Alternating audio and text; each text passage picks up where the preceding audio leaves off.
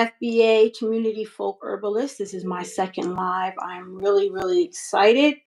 And I'm going to wait maybe about another minute to see who all is going to join before I get started. I hope everybody had a great day. It is Sunday and everybody's talking about this eclipse that is going to be taking place. So last week when I did my live, I didn't have it to where the public was able to join. So hopefully I won't mess anything up. And I'm going to wait a couple more seconds and then I'm going to get started. All right, well, this is my second live, and tonight I'm going to be talking about trauma and how it travels, and how if trauma is not dealt with, it will become stuck energy, because that's what we are. We are a huge energy force moving. You know, a lot of times now we talk about saying that we are a whole vibe, right? Your whole vibe, but we're energy. And so when trauma travels, or when trauma affects our lives, and it usually starts at an early age, it can become stuck energy, which then makes us stuck, or our development becomes stuck in a particular time. And so even when we have grown from a child to an adult, we are still stuck, or our development has been arrested.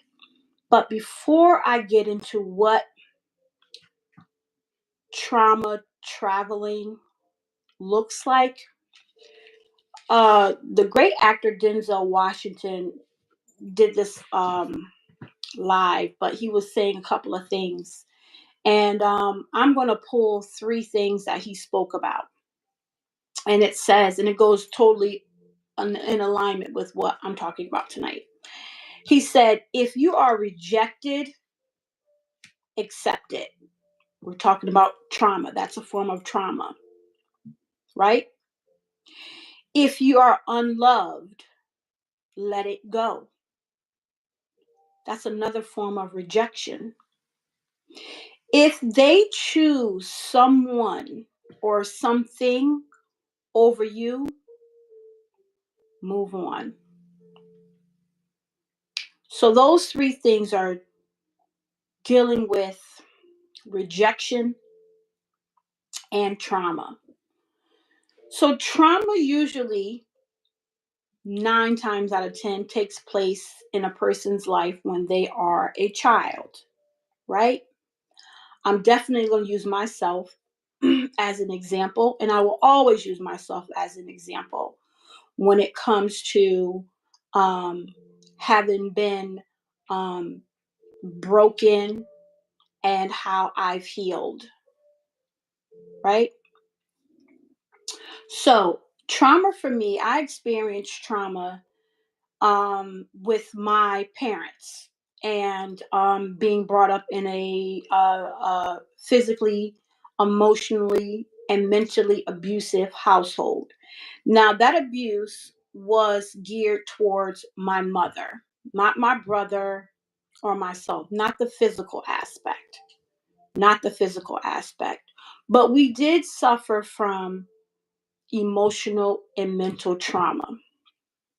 So the first time I remember seeing my father physically hit my mother, speak uh, devastating words to my mother, I was 6. I remember it vividly. And those words, like I can still to this day visualize the first time I saw this take place in my household. the first time it took place in my household. And this went on from 6 until my mother and father divorced, which I was 12. So this went on for 6 years of my young life. I was traumatized. And my energy became stuck. And what did that look like? I became very angry. And in becoming angry and in becoming um, or having dealt with trauma, I became a great manipulator, because that's what trauma does. You know, you have to be able to move beyond or act as if things are fine. I remember my mother and father get into a physical fight all the time, and it would always take place over on the weekend. It would always take place on the weekend. Now remember, we're talking about trauma and how it is traveling, because now it started when I was 6. It went all the way up until I was 12. But the trauma did not stop when my father left the house, when my parents got a divorce. It didn't stop there. It continued on.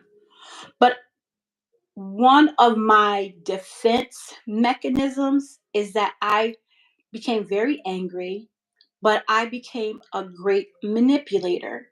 Because when my parents would get into a physical fight, and my father would say the things that he would say to my mother, and my mother would say things back, and my mother would, fight back as best as she could, but it never turned out in her favor. The physical aspect, and the police would come to our home at 2 o'clock in the morning, because that would be around about the time my father would be coming back in the house from having been out all weekend long partying. And he would come in the house maybe about 1 o'clock in the AM. And then there we go, they would get the arguing and the physical. This would go on for a good solid hour, and I'm in my room listening, not coming out, sweating, crying, not wanting to cry too loud, because then or not wanting to come out but not coming out, because my mother would always tell me, I don't care what you hear going on, don't you come out of that room. So I had to be obedient. Even though I wanted to go out and I wanted to help my mother, I could not, because I had to be obedient. But the great manipulation came in. I became a master manipulator, and a manipulator is nothing but a liar. Don't let anybody tell you anything different. If you are a manipulator, you are a liar. And the reason why I became such a great manipulator is because by the time the police would leave, it'll be about 3.5 hours before I would have to get up and go to school. And my mother would tell me, you're not missing a day of school because your father and I got this ABCDEFG going on. You're going to go to school. You're going to get your education. This has absolutely nothing to do with you. So I would have to go to school, perform, manipulate my own personal emotions and feelings, and go through the day as if nothing happened. And I did it. And I did it very, very well. None of my teachers, none of my friends knew anything different. So I became a great liar and a great manipulator. And I did that for years. Hence, let's now move on to how the trauma continually traveled in my life. So now I'm a young woman. I'm in my first serious relationship. And I am a great manipulator, because the trauma has traveled with me. I never stopped it. I never broke it. At this particular point, I never reached out to get therapy, because that was something that was looked down upon. You just didn't do it, right? My energy, my wholeness was stuck, and it formed the anger even more so. So I would be in a relationship, and if the man that I was in a relationship even started to act as if he was going to talk to me in a very demeaning or abusive way, I would go off, because 22-year-old Tanya was still stuck in 10-year-old Tanya's mind, body, and soul. My energy was stuck, even though I was in a 22-year-old's body. And so, roundabout in my late 20s, after this now being my second failed relationship with a man, I said, you know what? It can't be them. It has to be me. And I was tired of being tired. I was tired of being a liar. I was tired of being a manipulator. And so I reached out. I was tired of being stuck. So I reached out. I sought counseling, because at this point, my mental was traumatized. My mental was traumatized. And I was like, yeah, no, I can't go on like this. And so I went ahead and I got counseling, and it was great. It helped me a lot. I dealt with my trauma. I spoke about my trauma.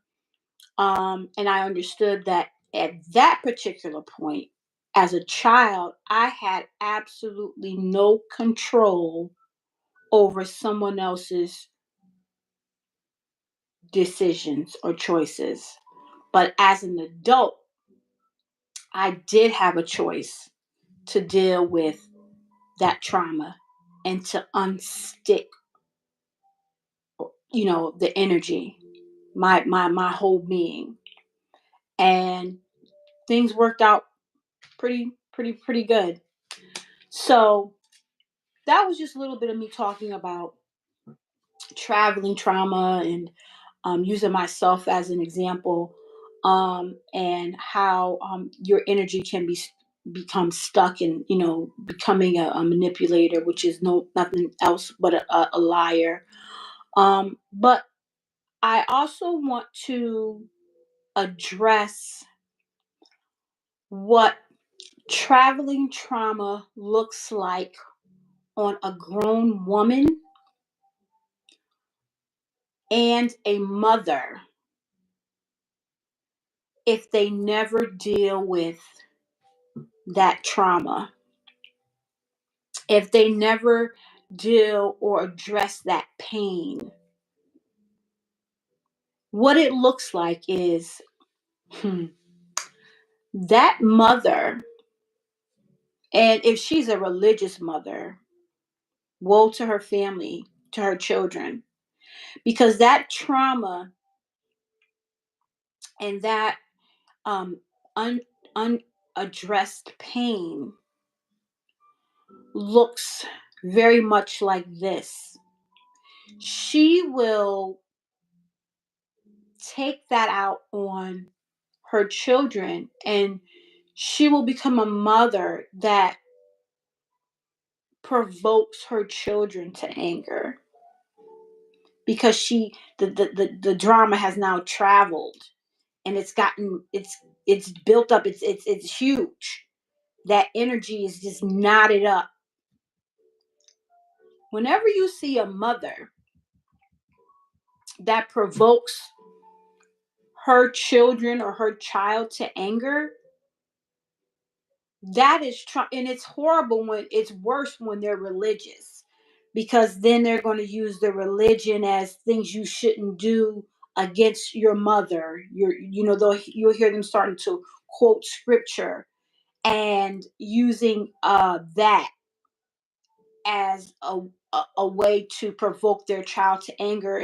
And it's sad because they're grown. When I say grown, they're 50, 60-year old and 70-year olds, and they're still provoking their children to anger because they have not dealt with the trauma in their life and how it looks on a man, or if that man is a dad.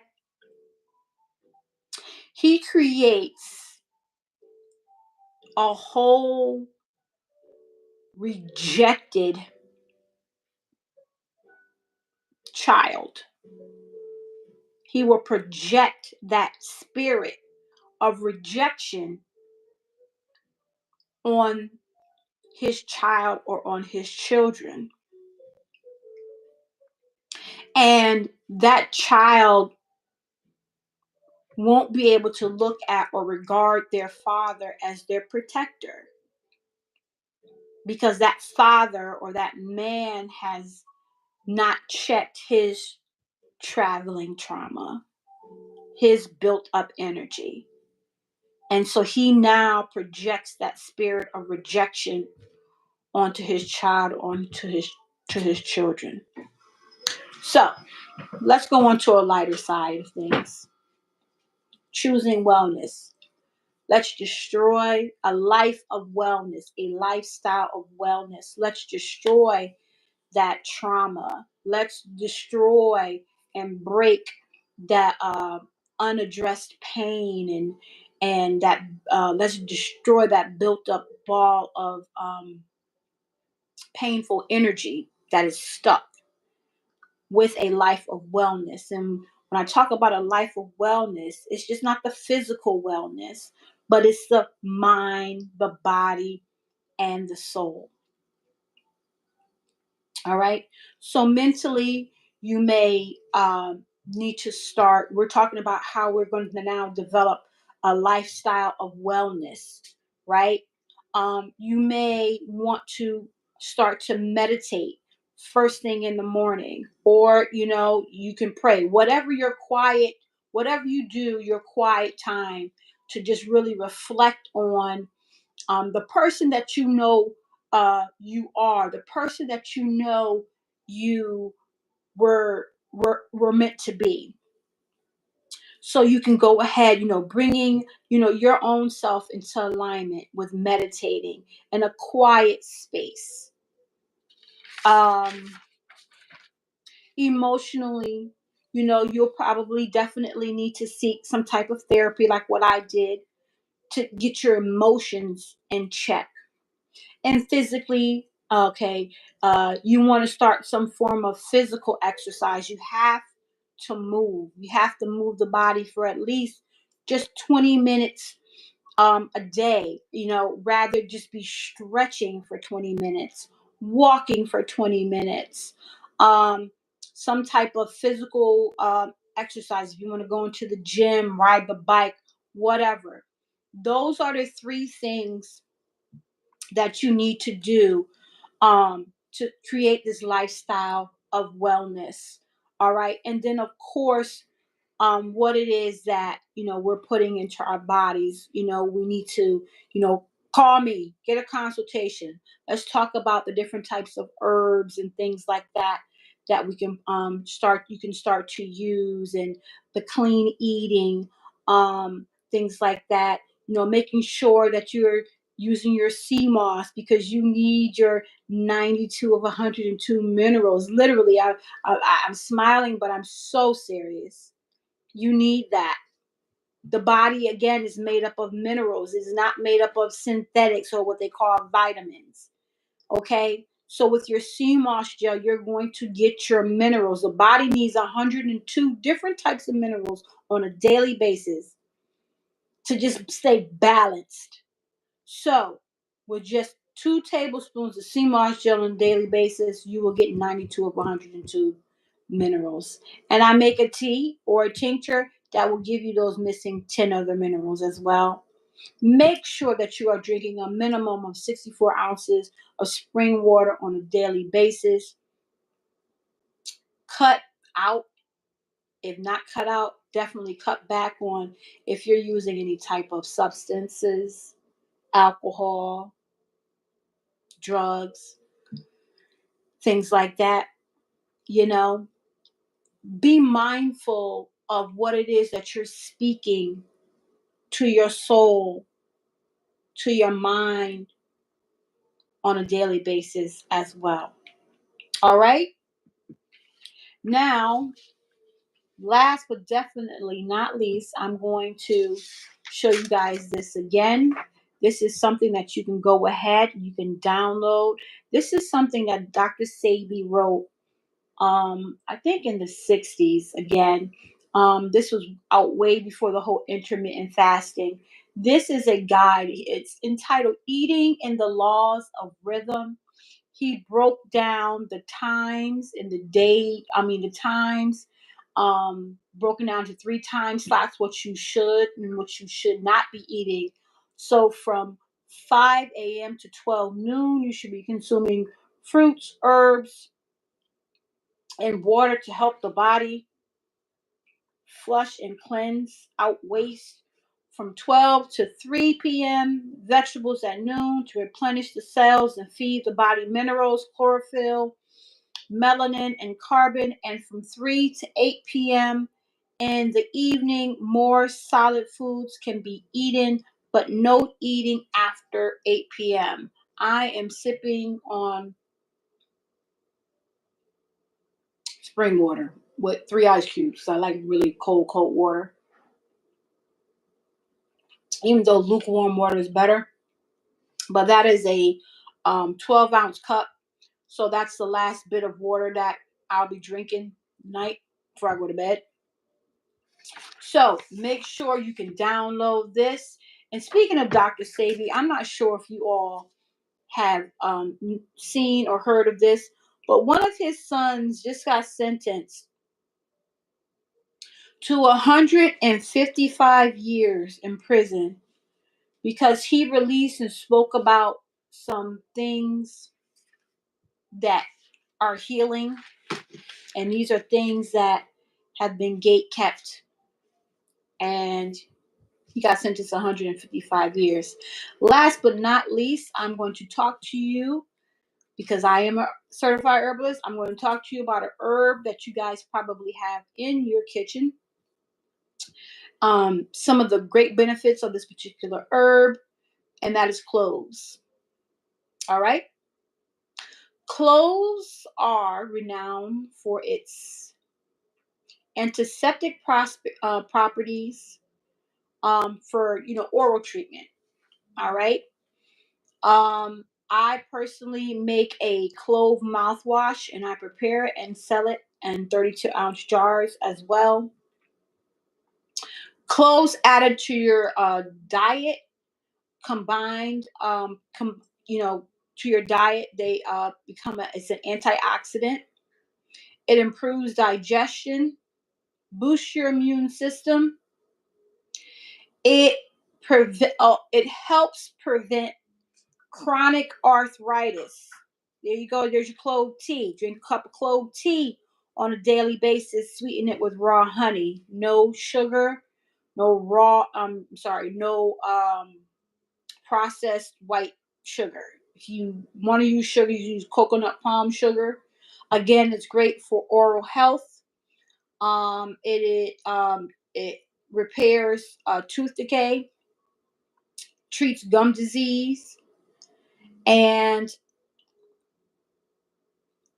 if managing certain health conditions, please contact your physician prior to using cloves. All right, just want to put that out there. Again, I am not a doctor. I'm a certified herbalist. Listen, thank you for joining me. I'll be back again 9 p.m. next Sunday. This is Tanya Brooks. I am your FBA community folk herbalist. Remember, family, be great to yourself because you are great. Be great to your family. Be great to your community. Without love, self-love first, we have absolutely nothing. And as always, clarity is key. But without consistency, we have no balance. Family, be well.